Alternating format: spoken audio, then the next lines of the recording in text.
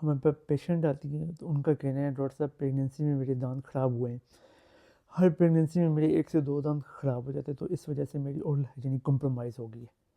क्या ये सच है कि प्रेगनेंसी की वजह से आपके दांतों पे किसी किस्म के साइड इफ़ेक्ट हैं? वो आज हम डिटेल में डिस्कस करते हैं।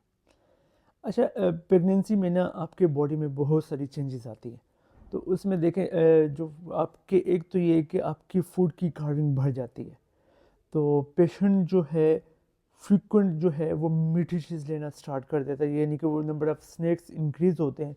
तो पेशेंट जो है वो शुगरी स्नैक्स ज़्यादा लेता है, क्योंकि पेशेंट का मुंह का जायका चेंज हो जाता है।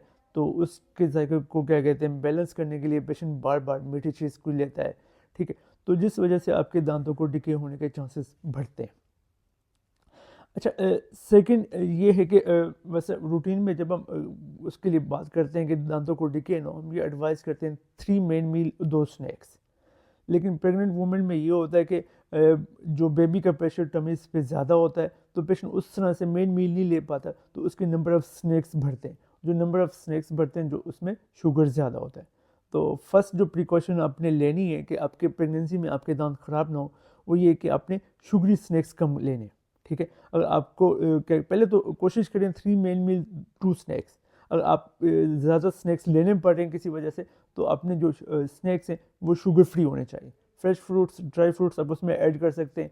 आपने चॉकलेट, बिस्किट या एडिड शुगर वाली जितनी भी चीज़ें हैं, जैसे टॉफ़ियाँ, चॉकलेट, ये आपने अवॉइड करने।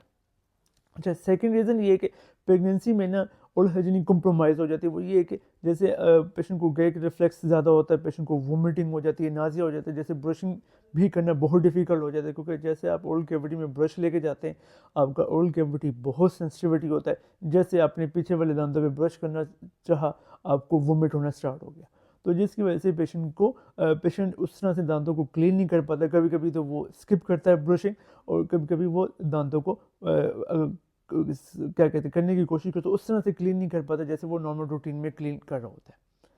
तो आप कोशिश करें, आप दांतों को प्रॉपर्ली क्लीन करें, तो आपके दांतों पे साइड इफ़ेक्ट नहीं आएंगे। ब्रशिंग आपने स्किप नहीं करनी।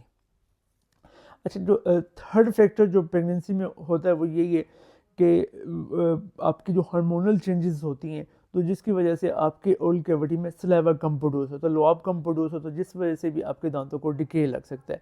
तो उसके लिए आप क्या कहते हैं, प्रॉपर हाइड्रेशन रखें, तो आपके दांतों को कोई साइड इफ़ेक्ट नहीं आएगा। चौथा ये होता है कि आपकी जो प्रेगनेंसी में ना आपके टमी पे प्रेशर ज़्यादा होता है, आपको गैस्ट्रिक रिफ्लेक्स होता है, एसिडिटी होती है।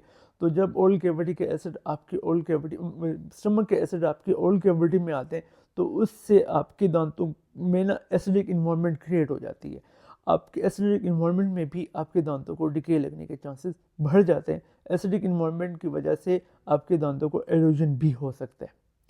तो प्रेगनेंसी में आप अपने डेंटिस्ट से कंसल्ट करें, तो वो आपको टाइमली जो है ओरल हाइजीन की बेस्ट एडवाइस देंगे। फ्लोराइड का बताएंगे किस स्टेज पे कौन सा फ्लोराइड बेस्ट है, ताकि आपके दांतों की हेल्थ को मेंटेन किया जा सके।